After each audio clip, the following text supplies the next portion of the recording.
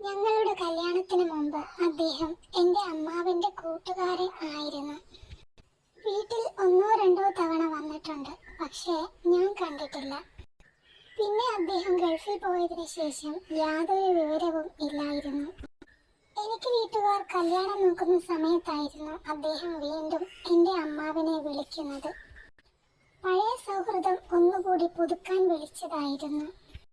വീട്ടിൽ ഉടനെ ഒരു കല്യാണം ഉണ്ടാകും, അവൾക്ക് കല്യാണം നോക്കുന്നുണ്ട്, നല്ല ബന്ധം ഒത്തുവന്നാൽ കല്യാണം പെട്ടെന്നുണ്ടാകും എന്ന് അദ്ദേഹത്തോട് അമ്മാവൻ പറഞ്ഞു. എനിക്കും വീട്ടുകാർ പെണ്ണ് നോക്കുന്നുണ്ട്, ഞാൻ അടുത്തു തന്നെ നാട്ടിൽ വരുന്നുണ്ട്, അദ്ദേഹം പറഞ്ഞു. പിന്നീട് ഒരാഴ്ച കഴിഞ്ഞപ്പോൾ അദ്ദേഹം അമ്മാവനെ വീണ്ടും വിളിച്ചു കാര്യങ്ങൾ തിരക്കി. കല്യാണം റെഡിയായോ എന്ന് ചോദിച്ചപ്പോൾ അമ്മാവൻ ഇല്ലെന്ന് പറഞ്ഞു.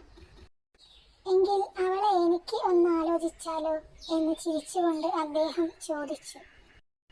നീ കളിയാക്കുവാണോ? അമ്മാവൻ ചോദിച്ചു. അല്ല, കാര്യമായിട്ട് പറഞ്ഞതാ. എനിക്കും വീട്ടുകാർ പെണ്ണ് നോക്കുന്നുണ്ട്, പക്ഷേ അവർ നോക്കുന്നത് പണമാ. അത് കൂടുതൽ എവിടെ ഉണ്ടോ അവിടെ അവരും ഉണ്ടായിരിക്കും. എനിക്ക് വേണ്ടത് നല്ല അടക്കവും ഒതുക്കവുമുള്ള പാവപ്പെട്ട ഒരു പെൺകുട്ടിയെയാ. ഞാൻ അവിടെ വന്നപ്പോഴൊന്നും അവളെ കണ്ടിട്ടില്ല.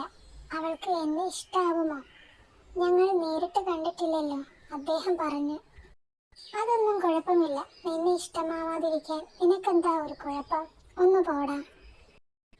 ഞാൻ എന്തായാലും വീട്ടിലൊന്ന് സംസാരിക്കട്ടെ, എന്നിട്ട് ഞാൻ വിവരം പറയാം, അമ്മാവൻ പറഞ്ഞു. അമ്മാവൻ ഈ കാര്യം വീട്ടിൽ പറഞ്ഞു. അദ്ദേഹത്തെ എല്ലാവർക്കും ഇഷ്ടമായി. എങ്കിലും അദ്ദേഹത്തിന്റെ നാട്ടിൽ ചെന്ന് കൂടുതൽ അന്വേഷിച്ചു.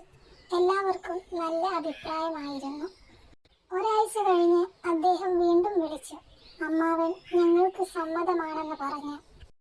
അവൾ എന്തു പറഞ്ഞു? അവൾക്ക് സമ്മതമാണോ?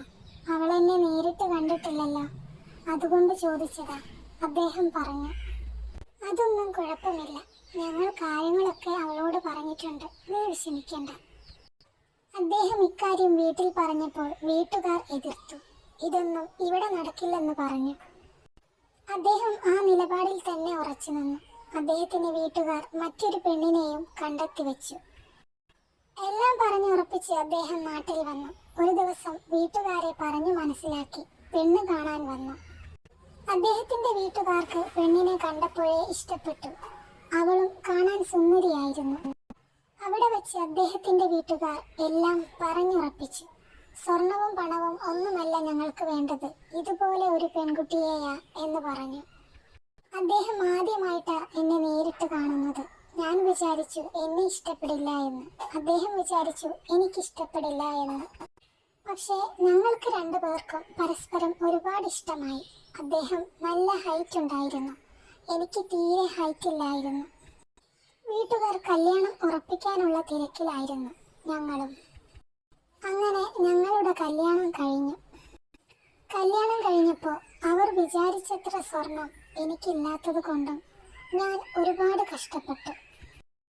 കുത്തുവാക്കുകളും പരിഹാസങ്ങളുമായിരുന്നു പിന്നീട് അങ്ങോട്ട്. എന്തിനും ഏതിനും കുറ്റം മാത്രം. അദ്ദേഹം കൂടെ ഉള്ളതായിരുന്നു ഒരാശ്വാസം. 3 മാസം കഴിഞ്ഞപ്പോൾ അദ്ദേഹം ഗൾഫിലേക്ക് തിരിച്ചുപോയി. ആ വീട്ടിൽ ഞാൻ തനിച്ചായതുപോലെ. അദ്ദേഹത്തിന്റെ വീട്ടുകാർക്ക് ഞാൻ വെറും ഒരു ജോലിക്കാരിയായി മാറി. ഞാൻ ആരോടും ഒന്നിനും ഒരു പരാതിയും പറയാതെ ജീവിച്ചു പോന്നു. വീട്ടിലെ കാര്യങ്ങൾ ഞാൻ അദ്ദേഹത്തോട് പറഞ്ഞു. 3 മാസം ആയപ്പോൾ അദ്ദേഹം നാട്ടിലേക്ക് വന്നു. ഞാൻ വിളിച്ചു വരുത്തിയതാണ് എന്നായിരുന്നു എൻ്റെ മേലുള്ള അടുത്ത കുറ്റം. അദ്ദേഹത്തിന് എല്ലാം മനസ്സിലായി. അദ്ദേഹം എന്നെയും കൂട്ടി മറ്റൊരു വീട്ടിലേക്ക് താമസം മാറി താമസിക്കാൻ തുടങ്ങിയപ്പോഴാ ജീവിതത്തിൽ സമാധാനവും സന്തോഷവും തിരിച്ചു വന്നത്. അദ്ദേഹത്തിന്റെ വീട്ടുകാർക്ക് വല്ലാത്ത വിഷമമായിരുന്നു അന്ന് കണ്ടുവച്ച ആ പെണ്ണിനെ അദ്ദേഹം കല്യാണം കഴിക്കാതിരുന്നത് കൊണ്ട്. ആ പെണ്ണിന്റെ കുടുംബം നല്ല സാമ്പത്തികം ഉള്ളവരായിരുന്നു. എന്തായാലും മാറി താമസിച്ചപ്പോൾ തന്നെ ഒരുവിധം പ്രശ്നങ്ങൾക്ക് പരിഹാരമായി. ഇടയ്ക്ക് അദ്ദേഹത്തിന്റെ വീട്ടിലും പോയി നിൽക്കും. അങ്ങനെ ഞങ്ങളുടെ ജീവിതം മുന്നോട്ട് പോകുന്നു. നമ്മൾ എത്ര കണ്ട് ക്ഷമിക്കും, അത്ര കണ്ട് നമ്മൾക്ക് വിജയവും ഉണ്ടാകും.